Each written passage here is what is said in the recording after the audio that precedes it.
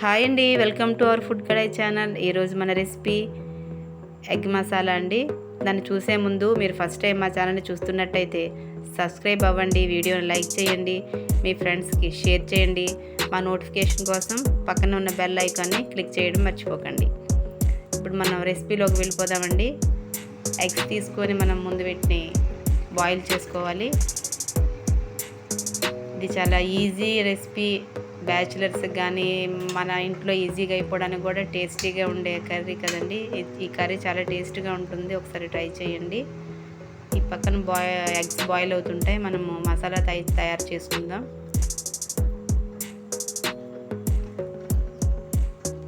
First ఇక్కడ మనం కళాయి పెట్టి దీంట్లో కొంచెం ధనియాలు దోరగా వేగిన తర్వాత జీలకర్ర, హోల్ గరం మసాలా వేసి కొంచెం లైట్గా షాలో ఫ్రై వితౌట్ ఆయిల్ అండి ఫ్రై చేసుకోవాలి. ఇలా ఫ్రై చేయడం వల్ల మనం ఇది మసాలా చేసినప్పుడు మంచి అరోమా బయటకు వస్తుంది.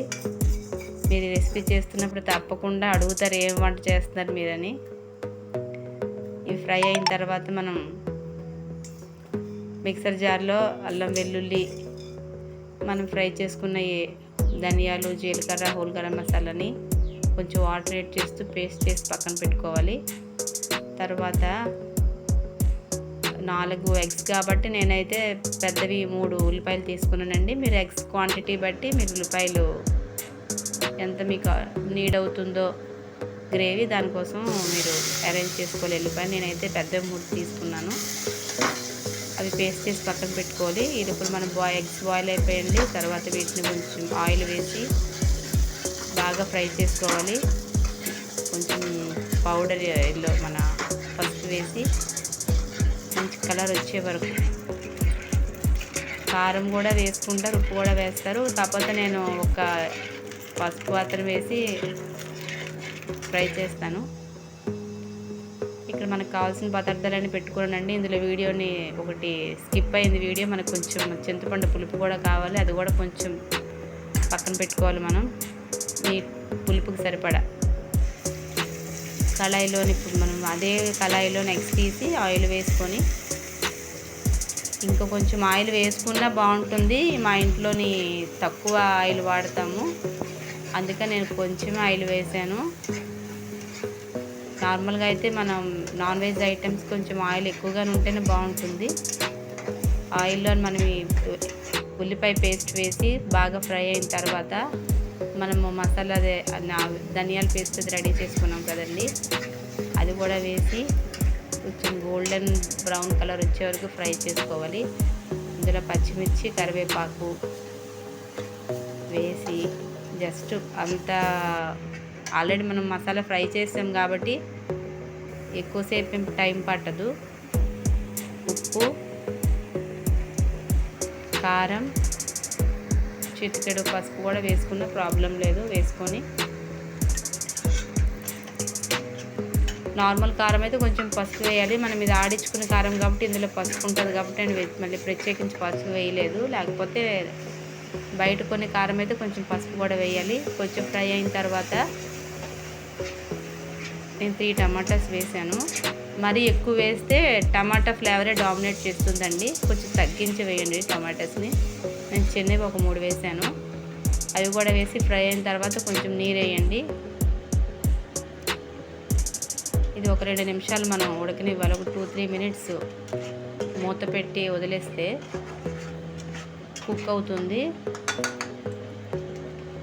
ఇది మీరు వండుతున్నప్పుడు మంచి ఫ్లేవర్ కూడా తెలుస్తుంది బయటికి.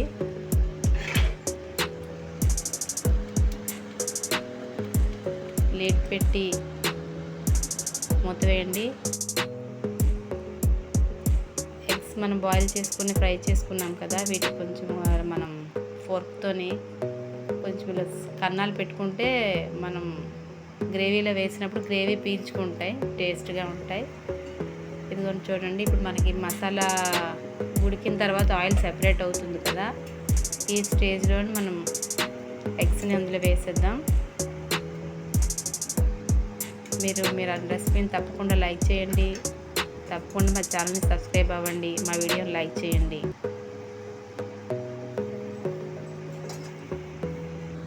ఎగ్స్ కూడా వేసి కొంచెం కలుపుకొని మళ్ళీ మనం ఒకసారి మూత పెడదామండి.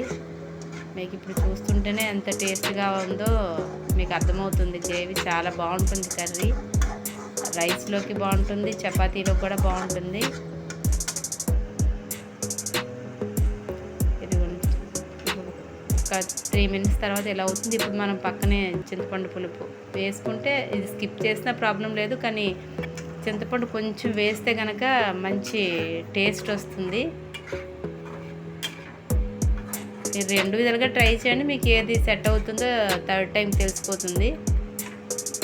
నేను ట్రై చేసేటప్పుడైతే చింతపండు పులుపు వేస్తేనే బాగా అనిపించింది నాకు. ఇది గ్రేవీతోనే అన్నం మొత్తం మనం తినేయచ్చు. చూడండి ఇలా తయారైంది. ఇది ఫైనల్ రెసిపీ మనకి బాగుంటుంది. తప్పకుండా ట్రై చేయండి రెసిపీ. మా వీడియోస్ని లైక్ చేయండి, షేర్ చేయండి, సబ్స్క్రైబ్ అవ్వండి, పక్కన ఉన్న బెల్ ఐకాన్ని క్లిక్ చేయండి. Thanks for watching. Thank you.